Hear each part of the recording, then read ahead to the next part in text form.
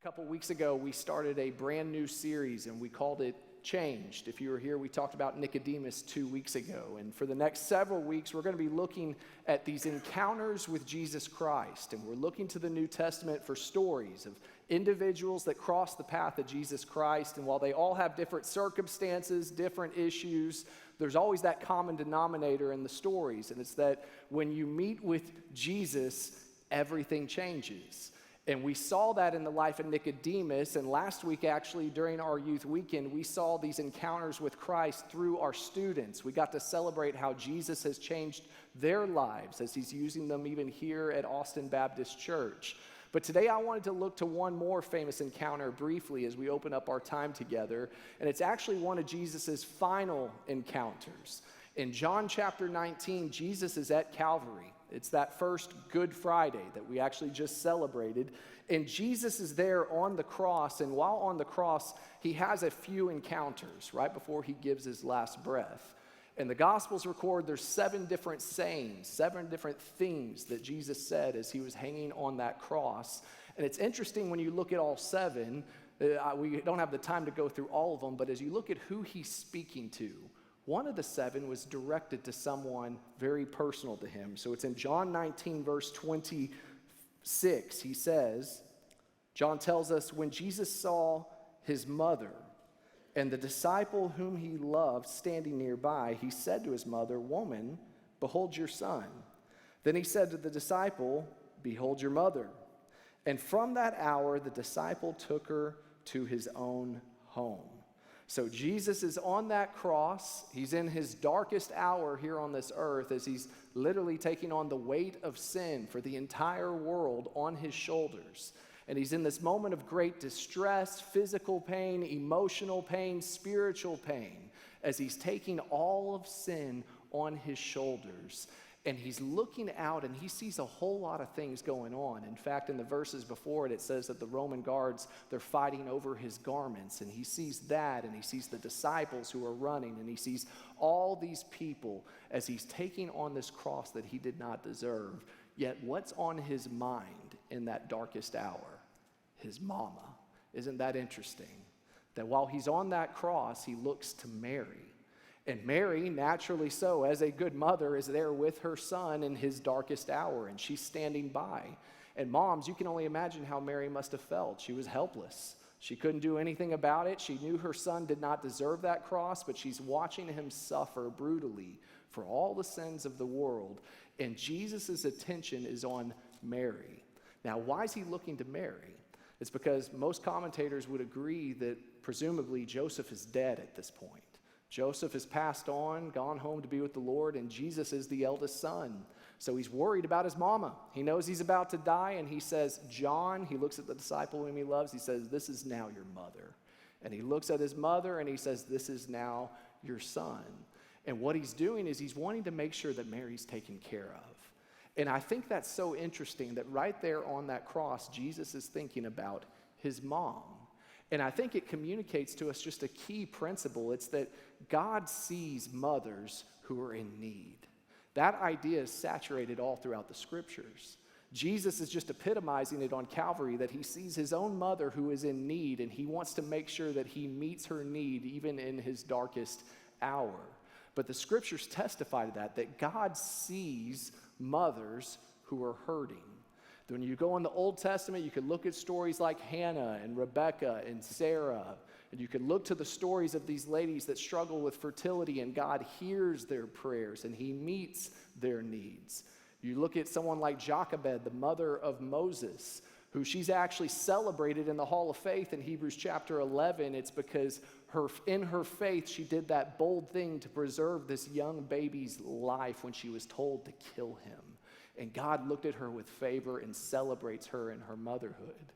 Even Jesus, he has a famous encounter, as you might remember, with a Canaanite woman, that she comes to him in distress because her child is sick, and Jesus listens to her and honors her right there in that place. The Bible is full of stories where God meets with mothers wherever they're at. And I want you to hear that, moms in the room, because I know many of you in this room, likewise, you're hurting. There are moms in this room that have a lot of worry, concerns, fears. even anger perhaps. There are moms that have needs, whether it be relational, financial, health, where all these needs, all these concerns, all these problems that are so personal to you, I want you to know they're personal to God as well. And God knows them, and He hears your prayers, and He cares for you. And there's so many testimonies of moms in this room that could communicate that truth. They could say, yes, God has changed me in that journey of motherhood. And in fact, today we're going to be honored and privileged to hear one of those stories. In just a moment, I'm going to invite Kara Kopecki up to the stage, and Kara is one of our church members, and she is a mother of two, and today I've invited her to share her story with you in this space because I want to hear how Jesus has truly changed her amidst this journey of parenthood. So will you please help me welcome Kara Kopecki to the stage. Kara?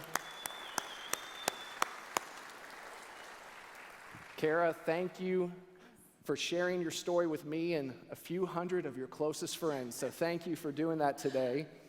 Good morning, everyone. Good morning. And Kara, just to get us started, I know your family, but those in this room, many of them do not. So in fact, we have a picture. If you can go ahead and throw that picture up there, you'll get to see the whole Kopecki crew. You want to go ahead and introduce your family? Yes, so that is my husband, Tom. He's in the front row. We've been married 15 years in August, been together for 16. My daughter, Abigail, she is 8, and my son, Andrew, is 5. Awesome. Yeah. And y'all just joined the church officially in the last couple years. Yes, we joined summer of 2020. Our kids did go to preschool here when they were really small, so we were familiar with the church already and made the decision to join 2 years ago, the best decision. And Tom and I are part of the leadership team of the SALT class, the Sunday school class. And I also sing in the worship band for the 11 o'clock service, as some of you may know. And Tom's a member of the finance committee. He is, very administrative, right Shout there in out. the front row. Now, the Kopeckis are a wonderful family. They're a multi-generational family here in our church, and we are so grateful to have them here. And Kara, I know we're going to hear your story of motherhood, so let's just start from the beginning. So you and Tom came together, got married. Walk us through kind of those first steps when y'all decided it's time to start building your home. So we were married in 2007. We moved back to Texas in 2010. Tom's a Chicagoan, but I convinced him that he's actually a Texan, and he moved down here with me. I grew up here.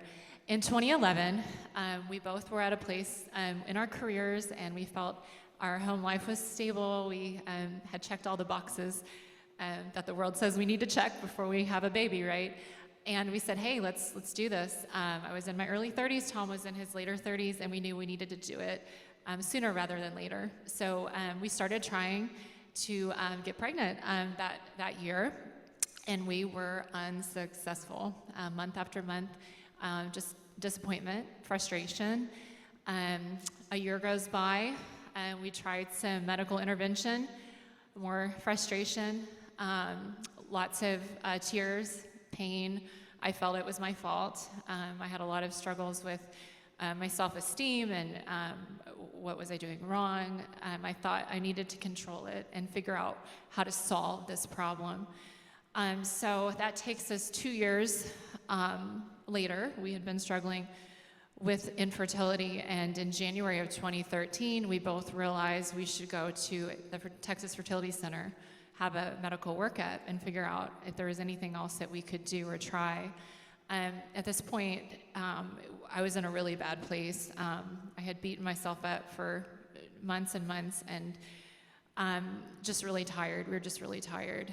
So we went to do this medical workup, and part of the process is they test you for recessive genes that results in just terrible diseases that, infant loss, those types of things. So I took the test first. It was just part of their standard protocol. Had no reason to think that I had anything that they would find. And sure enough, they called me and said that I am a carrier for spinal muscular atrophy, which is a pretty terrible disease and results in infant loss pretty early. And it's a devastating kind of loss. It's not anything you want to go through. I was absolutely devastated and felt like we'd come up against another just big brick wall of, I just did not understand why we kept getting all of this bad news. So they said it's only an issue if Tom also tests positive for this gene. And I was like, oh gosh, no, he's not going to test positive. There's no way. Less than 1% chance that a couple would both have this gene. It's very, very rare. 2 weeks later, I was pulling into our garage, and I got a call from the fertility center, and they said that Tom had indeed tested positive for this rare gene. So we were both carriers of SMA and did not know it. At that point, they said, we need to transfer you to the IVF people, and they need to talk to you because you will need to test your embryos before you could proceed with IVF. And we hadn't even known we were going that route at all. And at that point, I said, no, we're done. We're done. For me, in that moment, it was the greatest of grief colliding with joy and peace, such a juxtaposition of emotions. I felt such relief, but I felt also devastated. God had clearly shown us that we were to end this process of trying.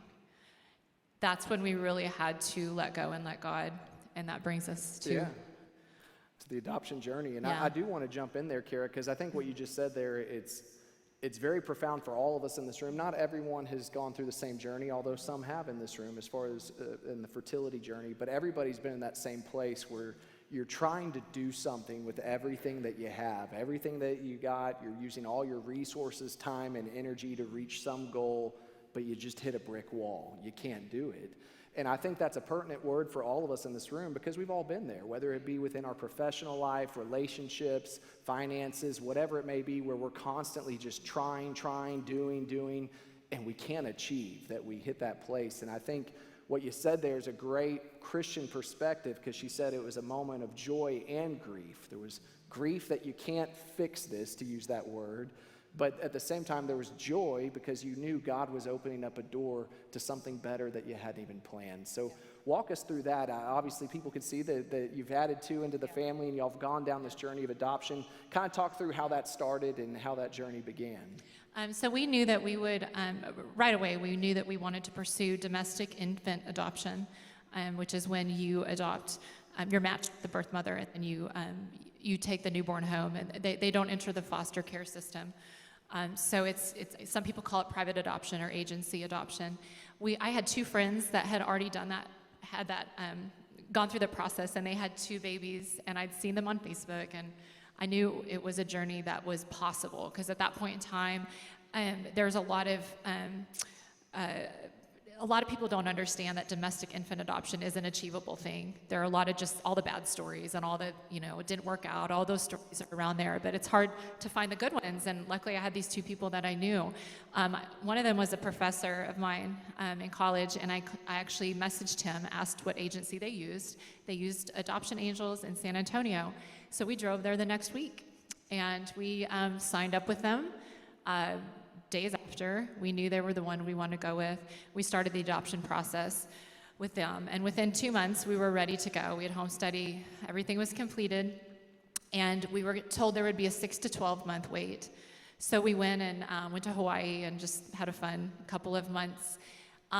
In August of that year, we got a call just 2 months later that there was a case. It was a rough case. It was an incarcerated birth mother. Would we be willing to be shown to her? We did not know what kind of story God would write for us, messy or not. We said, you know what, we are willing.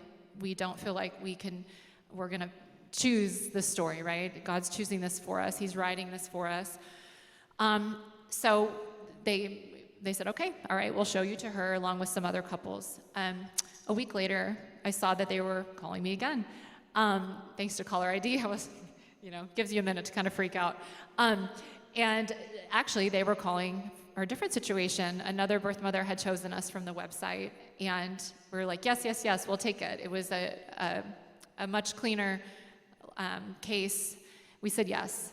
We were matched with her for a week before she decided to move to Georgia, and that match fell through. So two things to note. God clearly shut the door on both. Those are the two things to note. The prison situation was not for us. This other situation was not for us. We weren't devastated at that point. If anything, as my mom would say, we're just waiting for the bigger yes around the corner. And that's where we were at. On September 17th, we got the biggest yes. We were told that a lovely young lady named Lisa chose us to be the parents of her baby girl. And she was 20 weeks along. We knew we had a long road to go.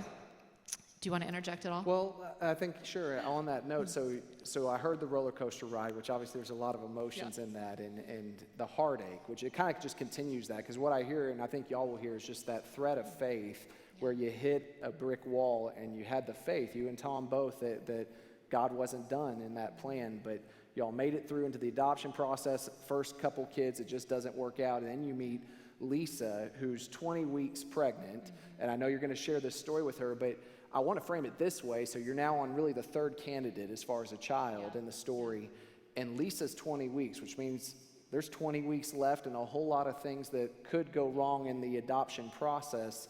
Kind of talk about your headspace and you and Tom as y'all are buckling up for round 3 with a great prospective situation, but you also know, man, there's a lot of track ahead. What were y'all thinking during that time? The weight was very overwhelming at times. There were just moments that it just felt utterly paralyzing, almost like I couldn't catch my breath. The thing that with Lisa that was really unique and says a lot about her character is that she was pursuing us in the same way that we were pursuing her in terms of a relationship during her pregnancy. We would have calls with her. We did Skype with her. And then one of the biggest moments was when she invited us to San Antonio to meet her family in November. We didn't just meet her family, we met her whole family, grandmas and grandpas and great-grandmas and great-grandpas and aunts and uncles and cousins and her other children. It was unbelievably overwhelming and amazing at the same time. But the God moment in that is that we did not know that they were Christians at that time. We had just openly come out and talked about that. They knew we were. But before we sat down to have pizza that evening with them, great-grandma Josie, Abigail's great-grandma, actually prayed for all of us. She prayed over us, and it was it changed something in the whole process. And that was when I started to realize that, you know what, God's got this. I was still terrified. Tom was terrified. We were so afraid that as we were falling in love with this family and with this unborn child, that it would be taken away from us, that the rug would be pulled out underneath you. And that's when we really had to cling to faith. And we had to trust that God was giving us these signs that he was in control, that this story was his to write. And that we were to not sit there and think of the negative and think of all the things that could go wrong. And we kept getting moments like that. We saw her again in December, and it was wonderful, and we had a great time. One thing to note is our entire journey, but especially mine as just someone who wants to be a mom, you want to look at baby clothes. At that point in time, I had never let myself ever look at anything online, baby-related. I was scared. I was scared of investing in something and just having it continue to not work out. After we saw Lisa again in December, I realized that she was trusting us to take home this child that she was to bear and raise this child and love this child and be this child's parents. She was in it, and she was not going anywhere, and I needed to be in it too. And the only way that I was able to dive fully into this story was if I trusted that not only was God writing the story, it was his story to write, but that if it all fell apart, that God would be there to hold me up, to hold us up. So that was a profound moment. The desire for our hearts was to be parents. God was changing that desire to not just be parents, but to also welcome this whole other family into our hearts, and that's what was happening. We joke with it now, and we say that we kind of adopted them, Tell them a little bit about that, because that is a unique part of the story, and that you made that commitment. Once again, an application of that, of just hearing your step of faith, because there's a lot of reasons to doubt, but God put it on your heart to walk in faith, get the nursery ready, be prepared, and in fact, put up the picture, the next one, so it leads to this day where they are walking home with sweet little baby Abigail, and you're getting to take her home as your own. But with that, y'all also have an open adoption with Lisa. So just kind of talk about that briefly as far as your relationship with her and how that's continued. As this relationship unfolded with Lisa prior to Abigail's birth, we just knew this family was meant to be in our lives forever. And that was an easy decision for us. They're just wonderful people, so much fun to be around. And they were asking that of us as well. In domestic infant adoption, it is the adoptive parent's choice, and also we set the boundaries for that. But we felt comfortable with that continuing on, and we do visit with them. We see them a few times a year. They come here. We're going there in June. It's just a really special thing. The other thing that's extremely special is, and you'll hear about Andrew in a second, but we don't have that kind of relationship right now with birth family.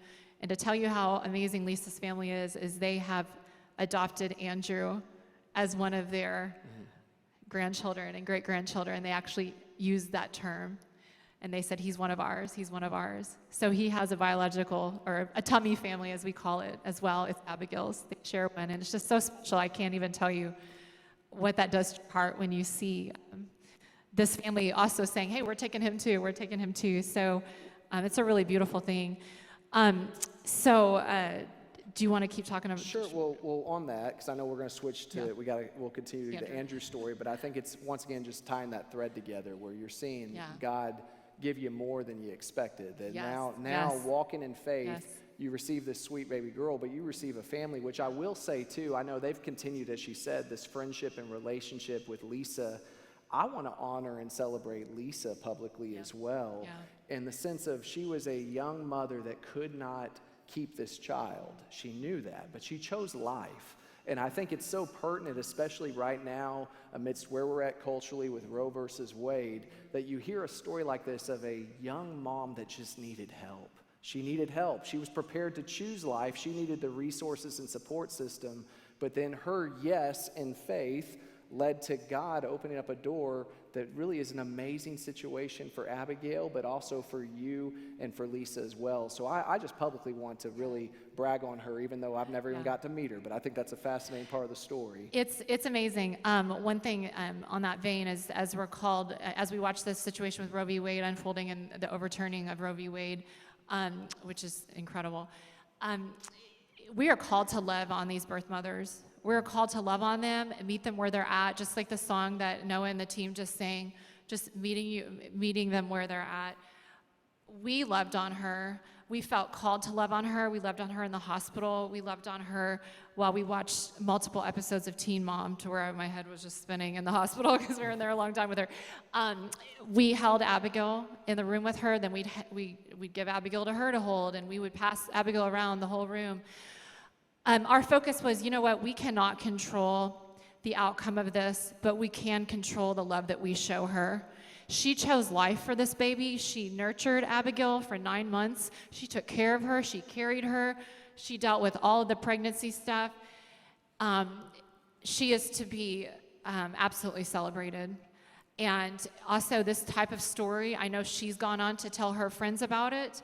We've shared it with multiple people that for if there are pregnancies that are not planned or someone cannot keep their child for whatever reason, the more these types of stories are out there, the more these birth parents will be empowered to choose life and to understand that you can choose an adoption plan for your baby, and it can be an amazing thing. And she gets to see Abigail. Every time Abigail is acting up, I can text her and be like, this is your fault. She loves getting those texts. That's funny. We have a great relationship. It's really special, but yeah. Well, and I will say, church family, just so you know, our church has always been and always will be unapologetically pro-life. We are, because the Bible's pro-life. Amen. And so I think it's important, one, to establish that biblical truth of the sanctity of life, that God knit together Abigail in her mother's womb, and God had a plan. And thankfully, part of his plan was using the body of Christ, using God's people to rise up to meet needs for this child, because the mother chose life and faith. So, church family, I want to encourage you to continue to pray right now. We're in a very, very hostile and difficult moment in our culture, but it's important for the church to shine and to stand on God's word amidst all of this. And I do pray that Roe versus Wade will be overturned. But then I also pray that the church will rise up to continue to meet the needs for not just the children, the babies, but the moms. Because if you're going to be a pro-life church, you better be pro-mom as well. And so that is going to be the heart and desire for our church, and I encourage you to pray that direction. Now, Kara, there's another part to your story, because we saw there was a handsome young man named Andrew that was in that first picture. I know this story will be a little bit briefer, but also, truthfully, it's because the whole story was pretty brief. Tell everybody kind of how Andrew got added to the family. So Andrew, one word to describe him is just fast. He talks fast, he runs fast, he hops up and down. He's always in the move. I'm sure many of you have encountered him at some point. His adoption was fast. It was a whirlwind. We had signed with the agency once again in November of 2016. 6 weeks later, I was teaching a rowing class, and I saw it pop up on my screen. I'm like, 10 more polls, sitting there going, that's the agency. They're calling because there's a baby. Sure enough, there was a baby. He was due within a week. They knew it was a boy, but she had just had her first ultrasound. And so they didn't know much else except that I think there's 2 sheets of paper we got, and it said, well, all the ventricles of the heart are there, and I don't know. I can't even remember because it was like, whoa. In that, with Andrew, the situation was we had very little information. We obviously did not have a relationship with his biological family at that point in time, and that was really scary. It was really scary for me especially, because I'd fallen in love with Abigail's birth family before I even met her. With Andrew, we had no direction or clear direction from God to say no to Andrew, so it was a yes. Are you willing to accept this case? Yes, we are, because there is not a no. And that's scary. I don't even think we had a picture of his birth parents until we'd already said yes. We didn't know what they looked like. It was just like, all right. So another thing that was different with the situation is the birth mother wanted a closed adoption. The birth father did want to meet us. I was really heartbroken at the idea of a closed adoption. I wanted to meet her. I wanted to love on her and have an open adoption like we have with Lisa. Well, he was born 5 days later, and we went down to San Antonio, and that night our prayers were answered, and she did want to meet us. So we did spend time in the hospital room with her, and Andrew was in there, and it was beautiful. Andrew's birth father cried. He was devastated to be in this position where he knew he could not father this child. And same with the birth mother. She was a little more stoic, but I know she was in a lot of pain. And we just loved on them. We cried with them. And 48 hours later, we took Andrew home. And it was a little weird because earlier we weren't going to be taking a baby home in a week. So there was a lot of trust needed there, to trust that God would help us navigate this whirlwind experience. Also to trust that I would bond with Andrew, that love would be there like it had been with Abigail. Of course, that happened. God answered that prayer, obviously, but in that moment, it was scary. It's really scary because you don't know this baby, and all of a sudden it's yours and you're to take it home. Well, I think you contrast it where on the front end, you had all this time where you were trying everything in your effort, and it just wasn't going right no matter how much time you gave it. Then you put that against God's will in this situation where he just needed an instant yes in faith where there was no time. And I think that's just an interesting paradox, how sometimes we spend so much time, energy, and effort trying to do everything we want and we desire, but sometimes God just needs an answer, a quick answer of yes in faith. And what she said there was important, that she did not hear a no from the Lord, so her faith was a yes. Her faith led her to that place of yes, which led them to a sweet baby boy. In fact, put up that final picture. I know it's the picture there while they're in court when Andrew officially became yours legally. And Kara, I kind of want to give you the final word here before we wrap up. What word would you have just for the moms in the room? Just now that you've kind of shared your journey, the roller coaster ride and the ups and downs, what word of encouragement might you have for the ladies in this room?